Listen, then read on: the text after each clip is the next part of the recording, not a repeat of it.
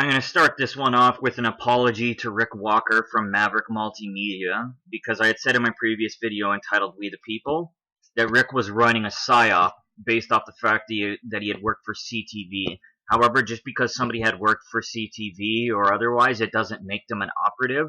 So I have to say it's fair to be a skeptic of anybody on the internet, but it was still not a great assessment of mine, and it was a bad judgment call for me to say that. So, Rick, I'm sorry for what I said, and as well, though, I appreciate you allowing me to still call into your show, and I appreciate you accepting my apology as well. So I'm going to move forward now, and mention this video is about unity, what that means considering UN are the first two letters, UNDRIP, and the people that surround it, people and parties that surround it. So, first of all here, some very vague information. It says, for those of you that don't know me, my name is Amanda Clark, and I am a multi-level creative artist slash advocate. Amanda Clark is the wife of Ron Clark, and actually Rick Walker knows immensely more about Ron Clark if you check out some of his videos. Anyway, here is some vague information where it says, I was given a vision with multiple suggestions from multiple people, and I took those suggestions and created this flag. This article goes on and has the nerve to mention transparency, but doesn't mention any of the parties involved at all whatsoever besides Amanda Clark. So, anyway, I'm going to move forward now. The Shashal Nation, the reason why I'm bringing up this particular First Nations community is because David Papoy, or David Jeffries, the head of the Peoples of the Salmon, is actually from here, and we'll be talking about that later. So it says, the Swaya of the Shashal people lies between Queen's Reach and Jervis Inlet and Howe Sound on the south coast of British Columbia. Historically, there are four main settlements at Pender Harbor, Deserted Bay, Jervis Inlet, and Tanaqua near Porpoise Bay. Again, I apologize for the pronunciation. Anyway, Shashal Nation is committed to innovation in program and service delivery designed to assist our members and community to achieve greater independence, wellness, and self-sufficiency. Foundational to our shared work is the protection, promotion, and practice of Shashal culture, language, and laws within our SWAYA. So this is the Sane Co-Development Corporation. It's the parent company of the Shashal Nation's economic development arm, and is comprised of a number of corporations and limited partnerships involved in carrying out its four primary economic functions: natural resources, commercial properties, employment and training, business support. So, as the corporate arm of the Shashal Nation, our goal is creating First Nations economic development opportunities to the traditional territory of the Shashal Nation. To accomplish this, we build, manage, and promote existing businesses that will generate wealth and opportunities for our members, partners, and stakeholders. Zane Development Corporation started in 2010 and has been growing ever since. It manages multiple companies conducting business, natural resources, land development, capacity, and business support.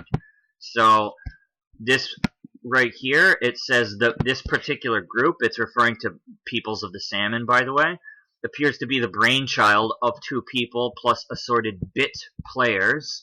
The two major players are both members of the Shashal Nation. So this particular individual, I was not able to find a lot of information about, unfortunately, and perhaps in a further video I'll be covering him a little further. But this is David Quinn, who goes by the name Papoy as well. He is the head of the Peoples of the Salmon. And here, this particular document, which, by the way, David Quinn is actually credited here as being one of the contributors. It says here that our people will welcome opportunities to accept new ideas and innovations that can assist us in managing our land and resources on a sustainable basis. We will anticipate changes to our territory and adjust to new challenges, such as climate change. Okay. So also on page 101, you can see David Quinn's name there if you want to look for yourself, but this is a strategic land use plan for the Shashal Nation. It sounds like a miniature Agenda 21 operation, to be honest. Anyway, we have in October 2018, the Shashal Nation and the province of British Columbia signed the Shashal BC Foundation Agreement. And this demonstrates a commitment to true, lasting reconciliation, cooperation, and partnership based on recognition and respect for Shashal rights and title, and implementation of the United Nations Declaration of the Rights of Indigenous Peoples. UNDRIP. We'll be talking further a little bit about what UNDRIP is, considering it mentions indigenous peoples and does not define indigenous according to that act. So who are they actually referring to? This is why I bring up some of these groups where you can actually pay for a membership and essentially join these clans, if you will, which is definitely controversial because I myself, by the way, who am not Native or Métis or First Nations of any sort, if I were to go around saying that I am, that would probably piss off a lot of people. It's hella controversial. Anyway, we are the alliance of the original peoples here to govern the peoples as we did in past centuries to act on behalf of the Prime Creator to restore peace and harmony across the sacred lands, also known as Kanatin. At the same time, we are developing cooperative, thriving communities of all who are awakened and prepared to love and live as one. Unity and diversity. There you go. There's the whole unity phrase now. Seem to want to replace the word freedom with unity. However, fact of the matter is both are like an entrapped box, if you will, because both sides of the narrative are always controlled throughout history, like I've said throughout many of my videos. Anyway, these are some of the alliances of Kanatin, if you will, some of the people allied with the peoples of the salmon. So I'm going to be talking about the Asman a little bit, and Chief Wabiska Mukwa, who also goes by the name Zane Bell.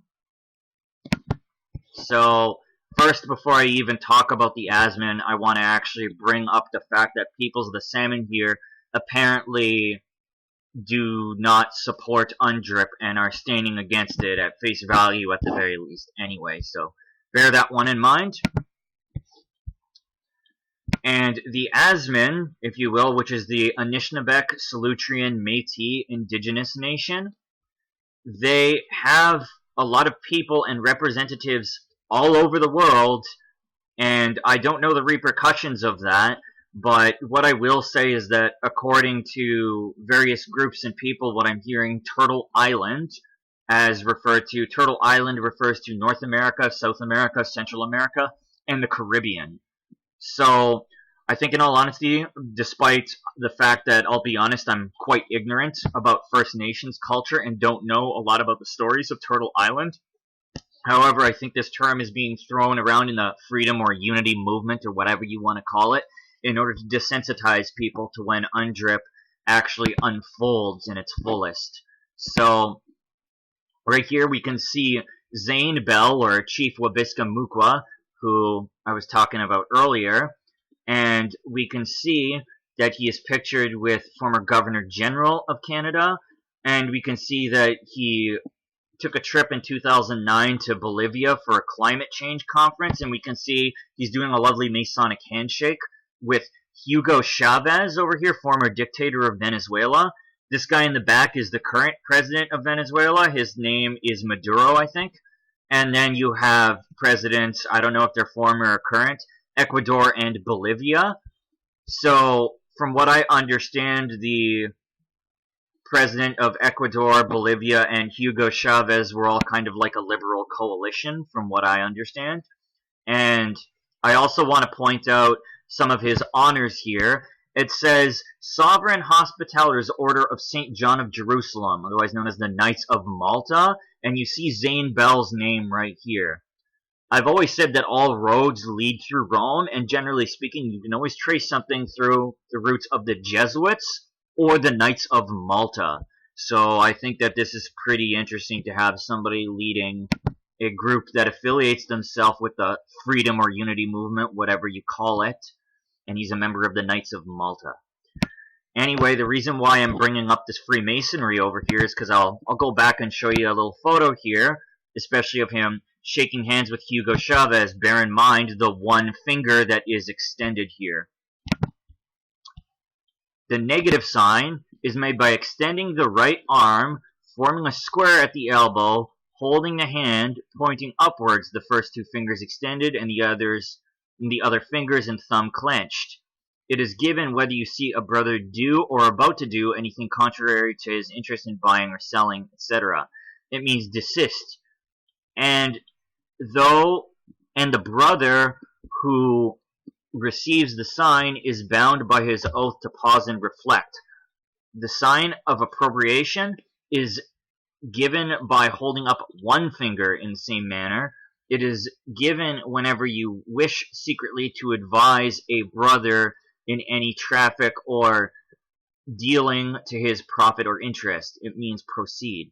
Grips are given and received in the same admonishing way.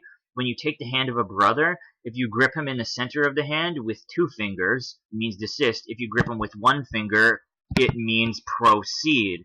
So being that Chavez's hand is over top of Zane Bell's, we can see that he is the senior Freemason here, and his finger is going across, therefore he is telling him to proceed with whatever the twisted goals are of that climate change agenda there. To caution a brother by word, if you see a brother doing anything contrary to his interest in buying or selling, say to him, you had better buy 2. 2 is better than 1, which means desist. If you say to him, 1 is as good as 2, it means to proceed, and he will directly understand you and act accordingly. So I want to go back to this photo over here, especially the one with 2 fingers. Like I said, it's a sign to pause and reflect, or to just say no, which is exactly what Chris Sky is doing with this Masonic sign while also wearing this shirt. I just think that was an interesting side note to include in this video. So this is the Tumult Trust Fund, and I think this is an interesting name because all you have to do is look in the dictionary and see what tumultuous means, and you'll understand exactly what I mean. So Tumult stands for the Mother Lode Trust, a private association of good steward land depositors who share into an asset pool of the natural resources of Turtle Island and the collective intellectual and physical property of its depositors, stakeholders through the development of our great resource, the creative women and men of Turtle Island.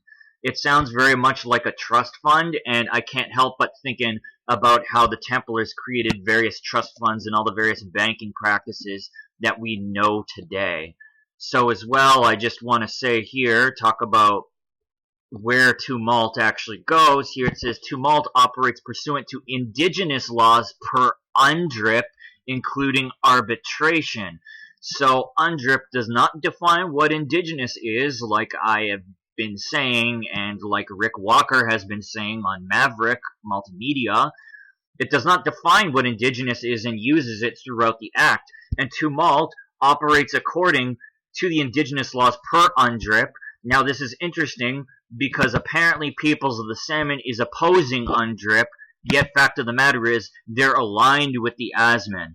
There's only one very vague explanation I can give here, and that is Ordo Ab Cow, which is order out of chaos. In other words, they want you confused and running around like a chicken with its head cut off, not knowing what to do, falling for hopium or something.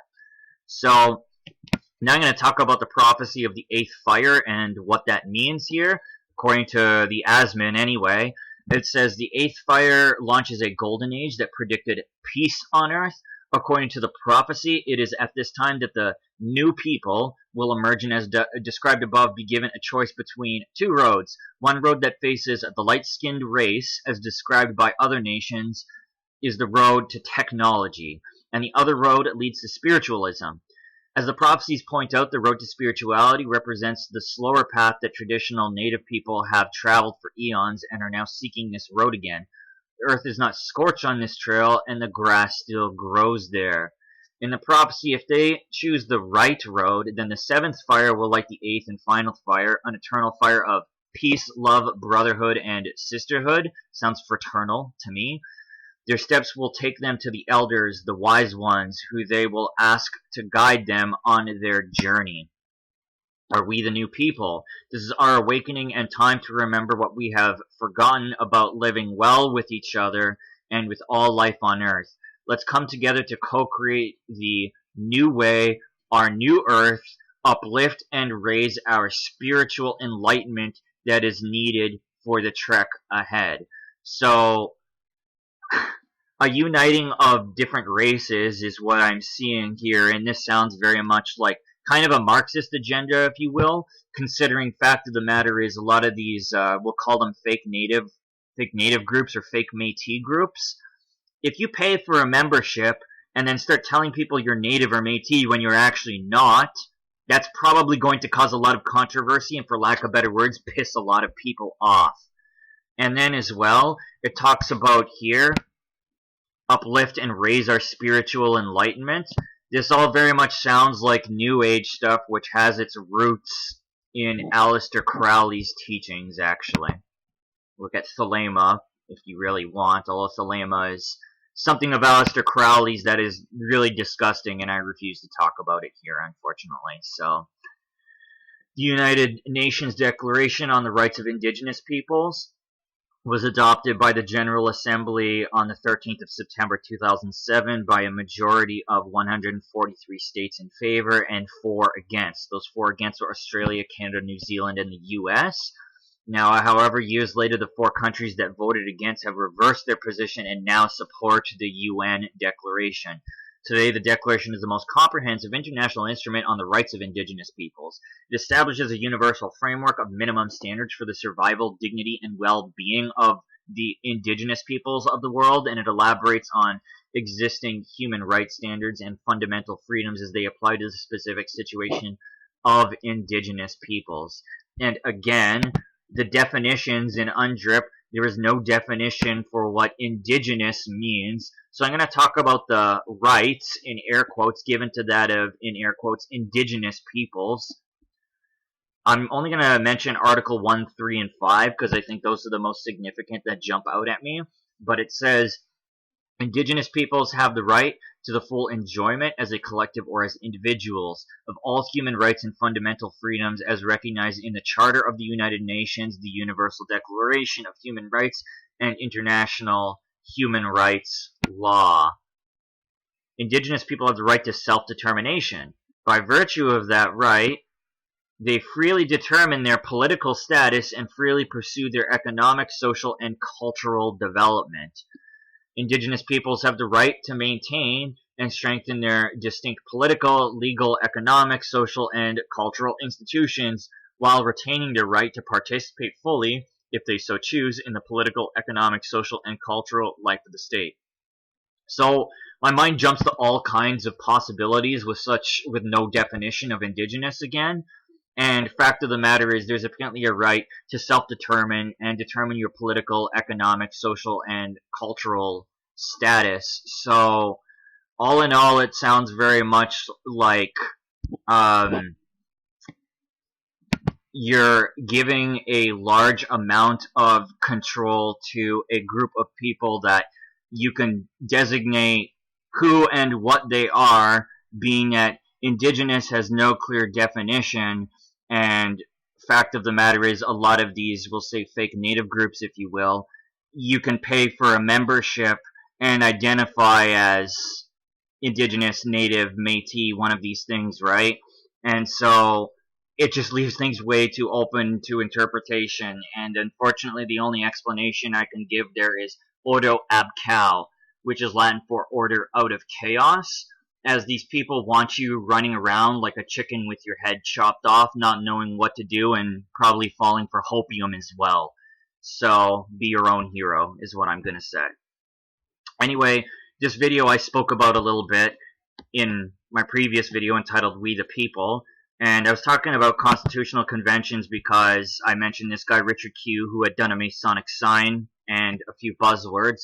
You can watch my previous video for that information. This gentleman is Scott Rayner, and he gives, we'll say, a New World Order speech, if you will. And he's talking to somebody by the name of Mayank Pincha from India, and there's a group called Free Earth Alliance that Mayank is a part of. And Free Earth Alliance is a, we'll say, global freedom group, if you will, that have ties to the English, to Canada, the US, and even India. So there's a representative from India speaking to Scott Rayner. And at 55 minutes, Scott Rayner starts, and he really stresses the idea of unity again. And at the 55-minute marker, Scott Rayner comes in, and he talks about how we are divided through race, religion, via propaganda, and promotes one group he calls We the People worldwide. And he emphasizes putting fear into the minions of puppet masters, so like the media and things like that. He says that they'll jump ship and give evidence to support what he describes as our evidence in moving forward and bringing truth to every sovereign man and woman in this world, as if you think the minions will actually betray their puppet masters, dude. He emphasizes putting fear into these minions and those who promoted fear with the lost, and those who failed to stand by our sides for freedom and a new world, in his words. He mentions that challenges go beyond what he calls our borders, and that will require a worldwide uniting to conquer this evil. And he constantly mentions getting rid of what he describes as a few satanic cults, in his words. However, fact of the matter is there's more than a few satanic cults that are actually running what is going on. If you expect minions to just jump ship and revert to your side, you got another thing coming, man. At about 1 hour and 1 minute, 30 seconds roughly, someone named Wanda Lee chimes in, and she says that Scott, she's talking to Mayank Pincha, and she says Scott was the best spokesman to speak to you because he's got the language down pat, and we've got to and starts choking on her words. What she was referring to is the language spoken so that globalists can understand one another, because at the end of the day, narratives are always controlled on both sides of the playing field, no matter what.